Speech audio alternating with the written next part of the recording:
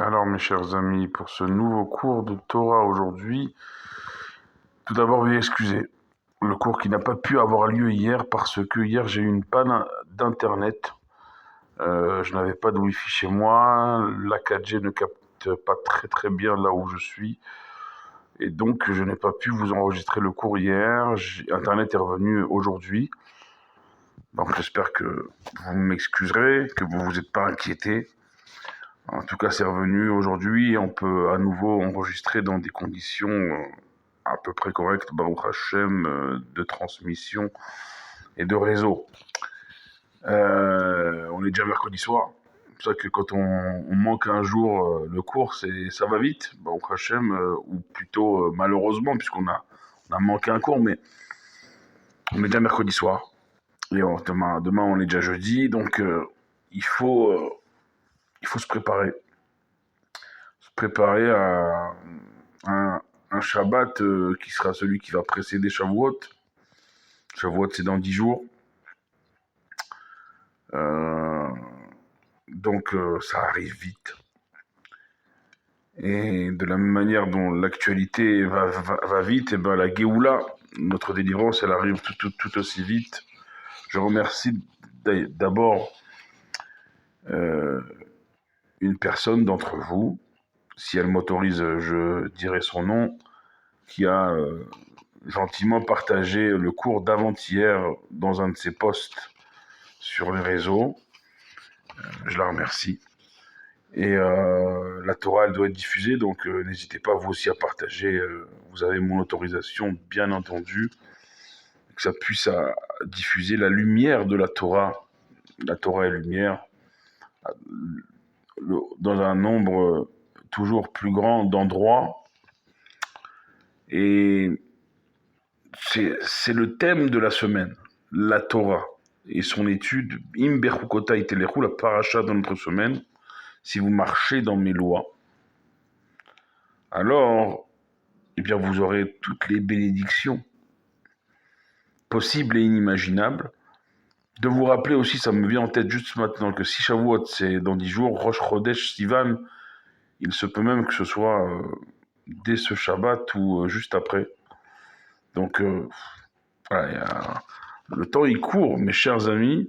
Il faut se préparer parce que on va recevoir à nouveau la Torah et les jours qui ont précédé sa réception au Mont Sinaï, eh bien, il y a une préparation.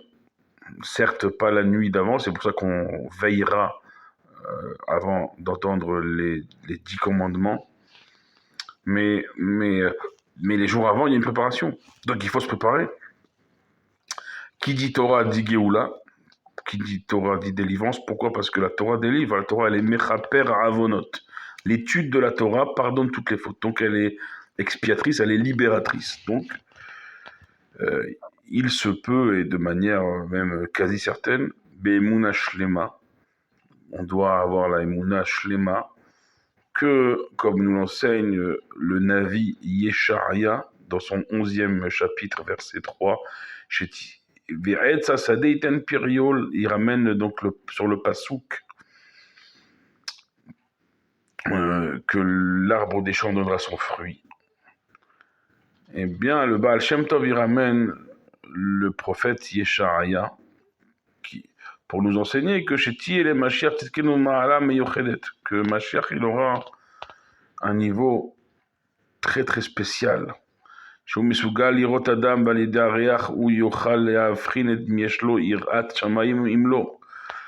Qu'il pourra, en voyant quelqu'un, et juste en sentant, son ressenti lui dira tout de suite si cette personne a la crainte du ciel, a la crainte de Dieu ou pas. Comme nous c'est marqué qu'il sentira la crainte de Dieu chez les gens ou pas.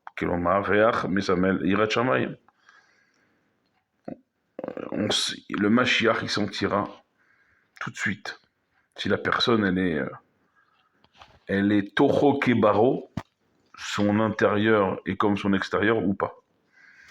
Vis-à-vis déjà de lui-même, de son interaction avec, en l'occurrence ici le Mashiach, les autres, et bien sûr vis-à-vis de Dieu. Dieu sera révélé, donc il n'y aura plus aucun prétexte qui tiendra. Déjà pour nous, juifs, à plus forte raison, tous les prétextes qu'on entend ces derniers jours-là, ahurissants, venus des quatre coins du monde. Bien sûr, nous, francophiles et francophones, bah, quand on entend et on voit ce qui se passe en France, ce qui s'est passé hier, c'est... Les mots n'ont plus de digues. Les digues ont cédé au niveau des mots. Mais encore une fois, sachez une chose, c'est que Im Bechukota Itelechu. On revient à la paracha. Si vous marchez dans mes lois, vous aurez toutes les bénédictions. Ça veut dire, nous, on doit faire ce qu'un juif doit faire. Donc, je vous ai raconté maintes fois cette histoire avec le Rav Israël de Sarcelles, quand il est sorti de sa clinique un Shabbat avec, sans le savoir, bien sûr, un mouchoir dans sa poche. Et il a fait 4 pas dehors Shabbat. Et un jeune est passé devant lui, il l'a traité de sale juif. Alors, son assistant a voulu faire justice au Rav. Et le Rav le retient et dit non, ne le touche pas, parce qu'il a raison. Comment il a raison? Il sort le mouchoir de sa poche et dit j'ai porté plus de 4 pas dans un domaine public pendant Shabbat. Je suis à l'instant T un sale juif. Ça, c'est au niveau de Rav Israël, mes chers amis, mais à tout à chacun de comprendre que si on marche dans les voies de Dieu, on n'a rien à craindre de toutes ces agitations autour de nous. Nous, ici en Israël, avec je ne sais pas comment ils arrivent encore à tirer des roquettes jusqu'à Tel Aviv, hier ou avant-hier, c'est de la folie. Au nord aussi, il y a et puis c'est très dur, on paye un tribut très dur, on ne sait même pas s'il reste des otages encore en vie, au vu des corps qu'on a récupérés dernièrement, malheureusement. Les soldats, ils risquent leur peau à chaque seconde. Des enterrements, voilà. Ici en Israël, c'est palpable. Mais même en dehors d'Israël, en diaspora, en Europe, aux États-Unis, bien sûr, au milieu de l'Europe et des États-Unis, ben, la France, comme on l'a dit. Mais vous ne devez pas, comment dire, si on marche dans les voies de Dieu, on n'a rien à craindre. Là où on a à craindre, c'est si on n'est pas à notre place de juif. Et là, on nous traite de sales juifs. Et de même de porcs, comme hier un soi-disant député insoumis a traité un député juif de porc.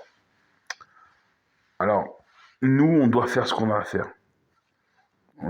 Notre judaïsme et notre vie tout court ne dépend pas des chaînes d'information, du buzz sur les réseaux sociaux et des provocations et des vindiques populaires.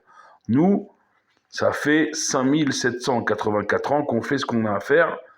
Et quand on le fait moins bien ou qu'on ne le fait pas du tout, Chazvé Shalom, Dieu préserve, ça nous coûte. Ça nous coûte parce qu'on veut tellement, comment dire, être bien par rapport aux autres. Mais avant d'être bien par rapport aux autres, il faut être bien par rapport à soi. Il faut savoir la richesse qu'on a entre nos mains, la Torah.